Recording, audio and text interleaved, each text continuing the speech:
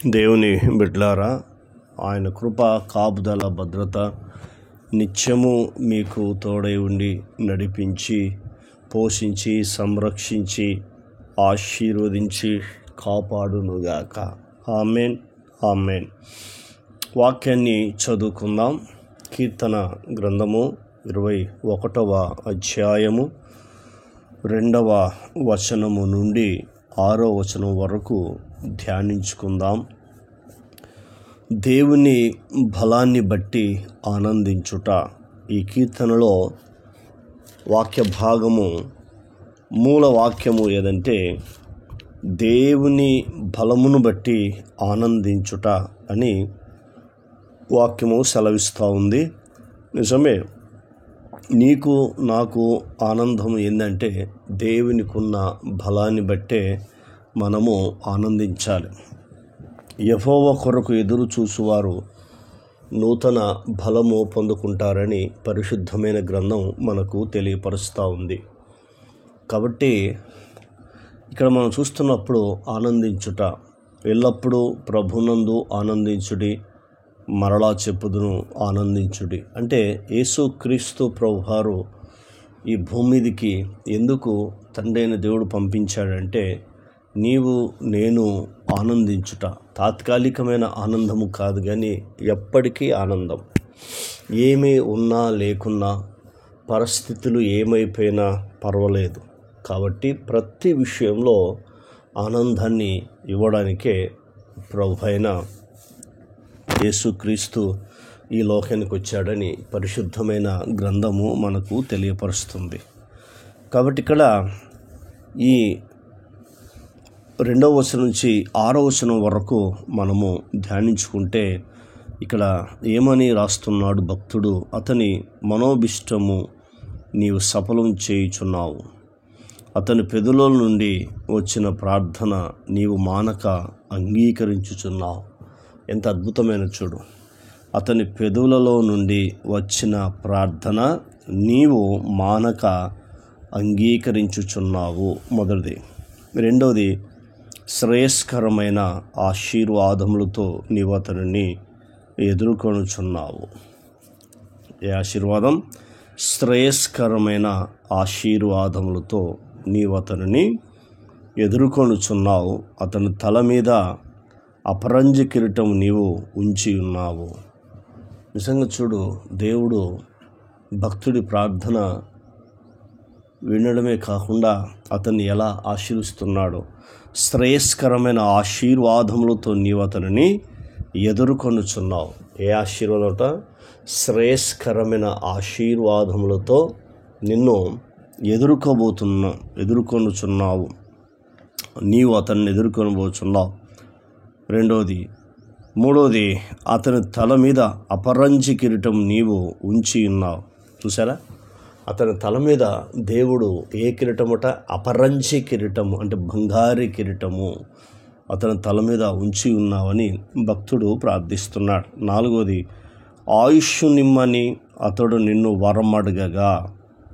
ఏమంటున్నాడు? ఆయుష్ నిమ్మని అతడు నిన్ను వరం అడగగా నీవు దానిని అతనికి అనుగ్రహించి ఉన్నావు.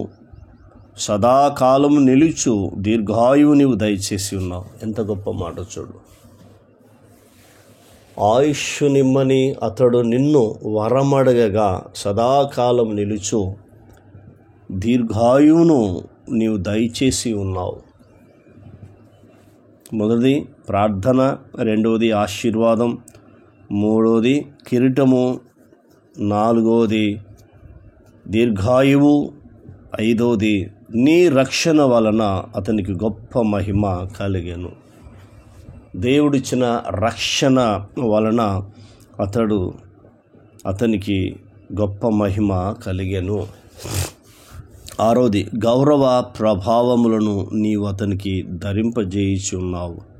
ఏందట? గౌరవ ప్రభావములను నీవు అతనికి ధరింపజేసి ఉన్నావు. నిత్యము ఆశీర్వాద కారకుడుగా నుండునట్లు నీవు అతన్ని నియమించి ఉన్నావు. 7 ఆశీర్వాదాలు ఇక్కడ దేవుడు దాచి ఉంచాడు. ఎంత అద్భుతమైన మాటలో మనం ఈరోజు చూస్తే అర్థమవుతూ ఉంది. కాబట్టి ఇవన్నీ చివరి దినాలు, అంత్య దినాలు, ప్రమాదకర దినాల్లో నీవు నేను ఉంటున్నాం. కాబట్టి ఎప్పుడైతే ప్రార్థన నీవు మానక అంగీకరించుచున్నావు, ప్రార్థన నీవు మానక అంగీకరించుచున్నావు. అందుకే ఎక్కువగా ప్రార్థించమని పరిశుద్ధమైన గ్రంథం మనకు తెలియపరుస్తుంది. ఫిలిప్పీ రాసిన పత్రిక 4:6 దేని గురించి చింతపడకుడు కానీ ప్రతి విషయంలో ప్రార్థన అంటున్నాడు. అది ఏదైనా కావచ్చు. నేను దేనికోసం చింతపడకూడదు అని దేవుడు తెలియపరుస్తున్నాడు. ప్రార్థన చేయంటున్నాడు. ప్రతి విషయంలో ప్రార్థన. ఆ ప్రార్థన పరిస్థితులను తారుమారు చేస్తుంది, వ్యాధులను పోగొడుతుంది, సమస్యలను పోగొడుతుంది, పేదరికాన్ని దూరం చేస్తుంది, ఆయుష్ను అనుగ్రహిస్తుంది, మనిషిని ఉన్నతమైన స్థితిలో దేవుడు నిలబెట్టబోతున్నాడు. ఎంత అద్భుతమైన మాటలో మనకు పరిశుద్ధమైన గ్రంథం చదివినా, ధ్యానించినా, విన్నా అర్థమవుతుంది. అందుకే ఎక్కువగా దేవుని మీద ఆధారపడి మనం చూడాలి. విశ్వాసం, నమ్మకం కలిగి ఉండాలి. యేసుక్రీస్తు ప్రభువారి మీద విశ్వాసం, నమ్మకం కలిగి, ఎంత విశ్వాసం, ఎంత నమ్మకం కలిగి ఉంటావో ఈ 7 రకాల ఆశీర్వాదాలు నీవు చూడగలుగుతావు. అందులో ప్రాముఖ్యమైన 3 విషయాలు.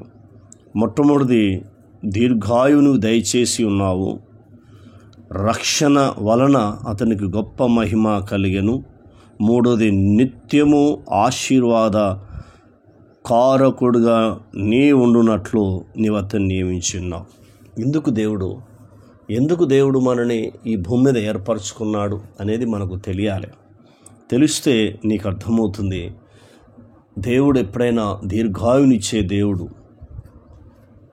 రెండోది, మనల్ని రక్షించే దేవుడు. మూడోది, నిత్యము ఆశీర్వాదానికి వారసుడుగా చేశాడు. మరి ఈ మాటలు వింటున్న నీవు ఇలా ఎప్పుడైతే ప్రార్థిస్తావో, ఇలా ఎప్పుడైతే ఉంటావో ఈ 7 రకాల ఆశీర్వాదాలు పొందుకుంటావు. అలాగే విజయాన్ని కూడా పొందుకుంటావు. ఎప్పుడూ ప్రార్థన చేయకపోతే ఇలా ప్రార్థన చేయి, నీ సమస్యలన్నీ తొలగిపోతాయి, విజయాన్ని, ఆశీర్వాదం పొందుకుంటావు. కన్న తండ్రి, నీకు వందనాలు. విన్న మాటలు దుష్టులకు పోకుండా సహాయం చేయండి. ఈ మాటలు ద్వారా మమ్మల్ని ధైర్యపరిచి, ఆదరించి, ఓదార్చి, ఆశీర్వాదం అనుగ్రహించిన మీ కృపకై వందనాలు. మిమ్మల్ని ఘనపరుస్తున్నాం, మిమ్మల్ని హెచ్చిస్తూ, మహిమపరుస్తూ, కృతజ్ఞతలు చెల్లిస్తూ యేసు నామములో పొంది ఉన్నాం తండ్రి. ఆమేన్. దేవుడు మనందరిని దీవించి ఆశీర్వదించునుగాక. ఆమేన్, ఆమేన్, ఆమేన్.